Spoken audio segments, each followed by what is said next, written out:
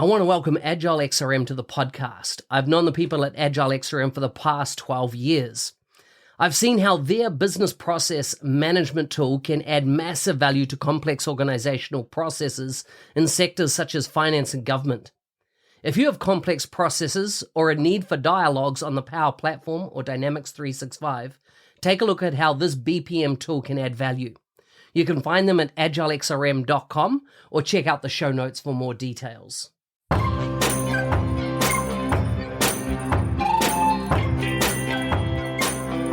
Welcome to the MVP Show. My intention is that you listen to the stories of these MVP guests and are inspired to become an MVP and bring value to the world through your skills. If you have not checked it out already, I do a YouTube series called How to Become an MVP. The link is in the show notes. With that, let's get on with the show. Okay, today's guest is from Sweden. He's from a company called CRM Consultant.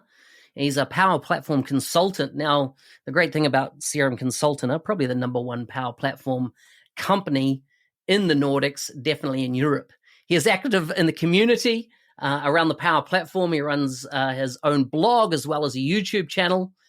You can check him out on his website, Benedikt, and I'm gonna fudge this, Benedikt Bergmann.eu, and I'll get him to correct it. Welcome to the show, Benedikt. Hey, welcome. Thank you for having me. Yeah, so it's Bergmann, but Bergmann, excellent.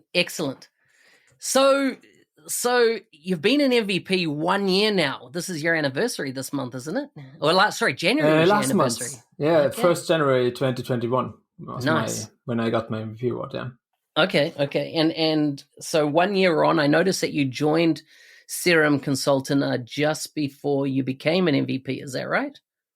Yeah, exactly. So I joined them in November 2020, and then January 2021, I got my award. Yes. So I was already recommended, or how do you say it? But so the check was in process at Microsoft when I joined them.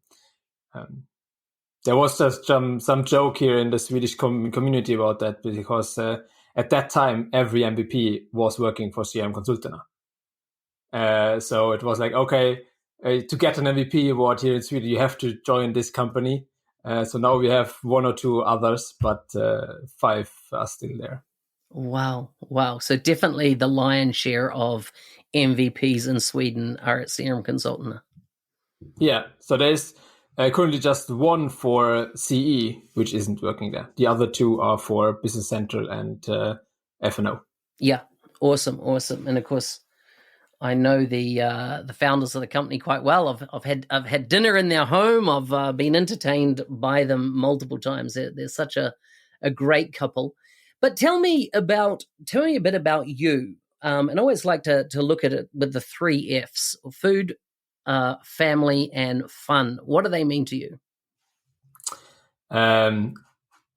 Food, I like to eat. I like to eat a lot.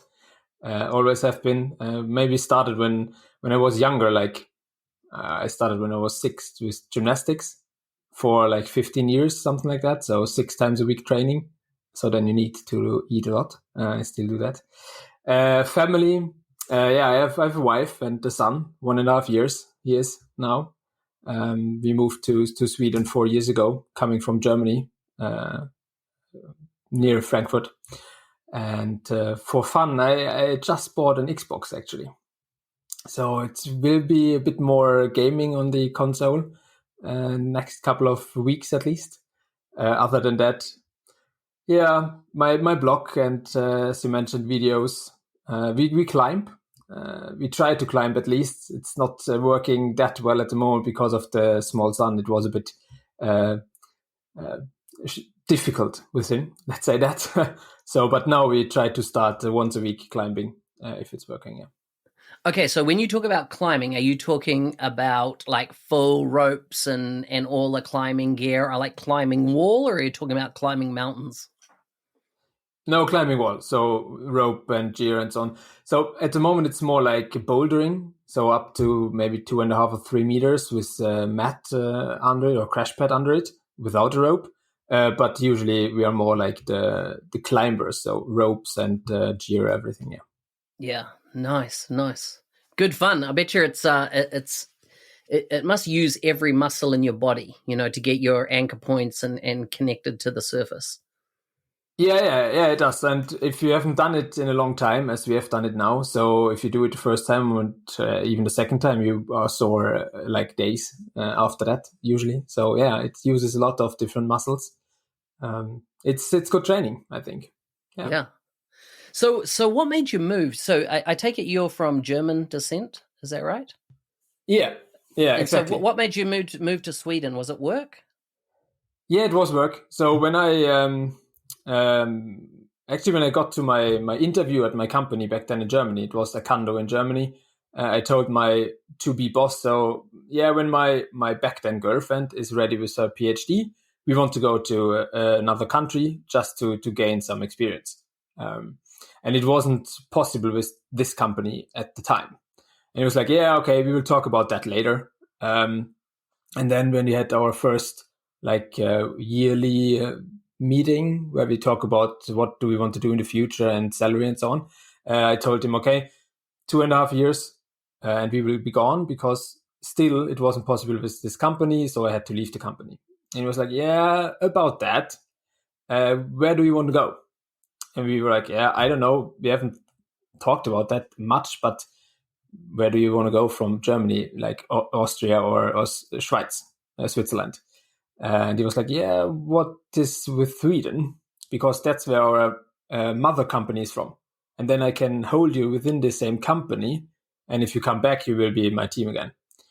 So then it was decided to go to Sweden, which is way cooler than just Switzerland or Austria, I think. Interesting. Yeah.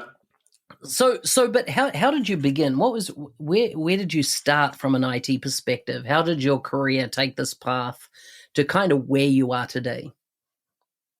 Good question. Yeah. So when I did my, what is it? Is it high school, or I'm not sure, but in Germany it's called Abitur. So it's the last before you go to university.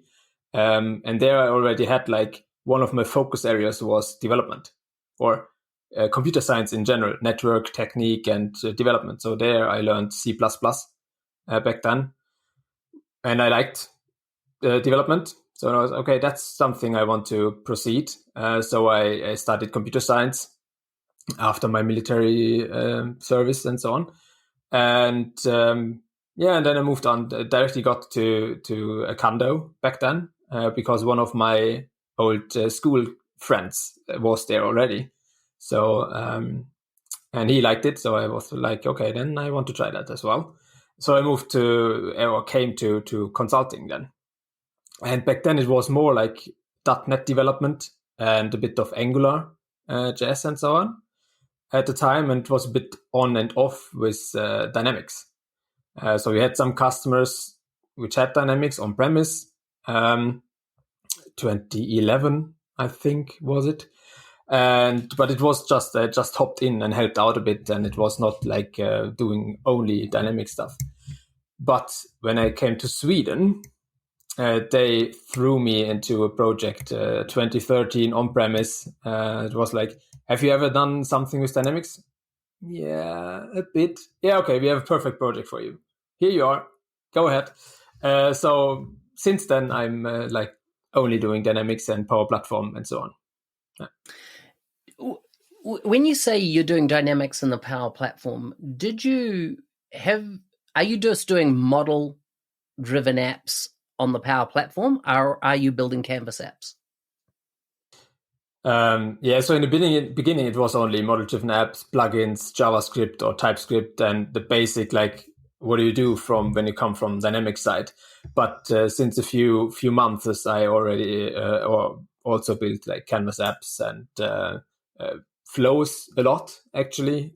So it's both now, but I came from the model-driven app side.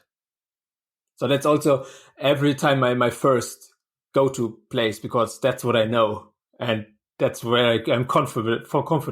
So that's my first solution then, usually.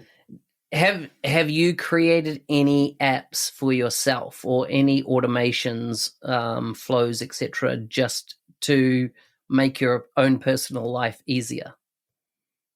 Yeah, actually only one until now, and that's syncing my calendar from the job to my private calendar, so that I don't have to, because I have two phones, one for the job and one for private, so I can turn off my phone, job phone, but still it's good to have some kind of, if I have an early meeting or a late meeting, to know about that the day before. So that will be synced from my Outlook to my Google Calendar. And then I promised my wife to build an app for her, but I haven't done it yet. So she's a veterinarian, and she has to calculate the amount of medicine animal gets all the time. So it would be much easier to have like a Canvas app where you can just select the medicine and then type in the weight of the animal, and it says, okay, you need, I don't know, 10 milligrams of that. Yeah, I've not came around doing that, but it's on my list. The data structure is ready already, but not the app. Nice. Just back on syncing your calendar, it's something that I'm just going to have to do shortly, and it's going to be Outlook to Outlook, but across two different Outlook instances. Do you think that's a relatively straightforward job to use Power Automate to update one calendar to the other? I've done it from Outlook to Google, and it wasn't as straightforward as I would have hoped it would be. So what I had to do is like writing every calendar entry when it will be created in an Excel file, because I need to save the ID and when it was last synced. And then it looped over this file and mapped it to the other ID from Google. Otherwise, you can't find them. So, and that's not as pretty as I would like to have it. But otherwise, you can't map like those two different entries in those two different calendars. And this could also be the case from Outlook to Outlook, because you have to know, which one is it? Yeah. Interesting. Could be improved. Yeah. It's a little challenge that I've got coming up in the next month that I need to solve. Tell me, how do you maintain your skill set? When the ecosystem that we're working within is constantly changing, how do you keep up to speed? Now that you're full-time building on the Power Platform. Yeah, so at CRM Consultant, we have like Fridays. We are not in projects. We have for personal development and education. So you can use every Friday, more or less, maybe we have some internal meetings, but more or less every Friday to learn stuff. So I have a list of stuff in my Microsoft To-Do, which I want to take a look at, and a list of blog posts I want to read and podcasts I want to listen. And then I work on them on Fridays or on the evenings if I have time. What's on your list to learn at the moment? Portals, mainly. Portals. Yeah, never really worked with it. I like front-end development. I like PCFs and have done Angular websites and so on, but I never came around working on portals. And then I have some stuff, because ALM is one of my focus areas, but I still have some stuff in there which I want to explore more or better. So those are more, but portals, want to learn portals. And the other thing is more in detail, because I already have some kind of knowledge. So I know, okay, I want to learn this specific part. So I have more to do for that. Yeah. I think somebody just said on Twitter the other day, as in that Portals now has its own icon that it didn't have. It didn't have last year. It now has its own icon. Someone posted about it. I thought it was interesting. Anyhow, who do you see as the probably one of the top gurus, or there might be a few in Portals? Who's a must-read blog post from whom? A good point, or a good question. There was this one, how is he called? He built like a Spotify clone on Portals. Mm-hmm. Mm-hmm. Wow, okay. So it looks exactly like Spotify, but it's a portal. So that's one thing I want to dig into. And if I remember correctly, he has it on a GitHub. open sourced. So that I want to take a look at how that is done, because I think that's at least in the projects I was in until now, was it like more the problem is to get it look like the website the customer already has. Yeah, makes sense. So make the same design and so on. Yeah, makes sense. What was your journey to becoming an MVP? How did that happen for you? So back in 2018 and 2019, I was at the 365 Saturdays here in Stockholm. And on both of them, I talked to Jonas because he was the one I knew from his tools and from the community. So I talked a bit to him and fanboyed him a bit there. And then 2019, he and Sarah Lagerqvist approached me whether or not I might be interested talking at the local community event about ALM. So that was my first community presentation, so to say. And I heard a session on the 365 Saturday from Ivan Fico about PCFs. And I was like, oh, that's really nice. I have to build some. And then it was my first contribution building. I've built 4 or 5 PCFs. So that's when I got started with it. And then I proceeded with my blog posts and presentations. Everything went virtual, which was nice for me because there was way more opportunity to talk than travel everywhere. So I got to talk at different events.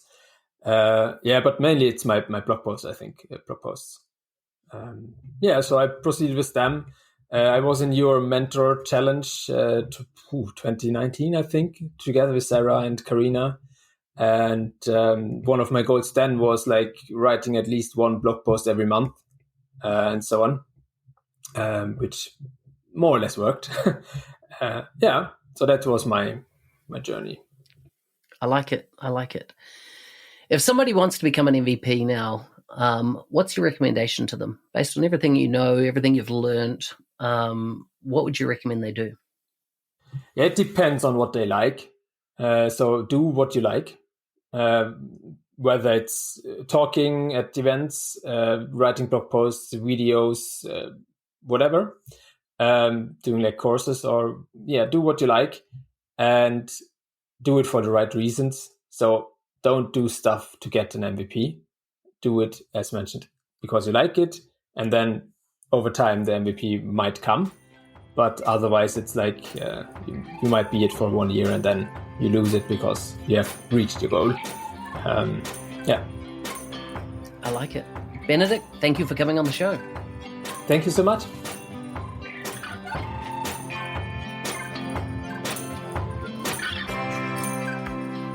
Hey, thanks for listening. I'm your host, Business Application MVP Mark Smith, otherwise known as the NZ365 Guy. If you like the show and want to be a supporter, check out buymeacoffee.com/NZ365 Guy. Thanks again, and see you next time.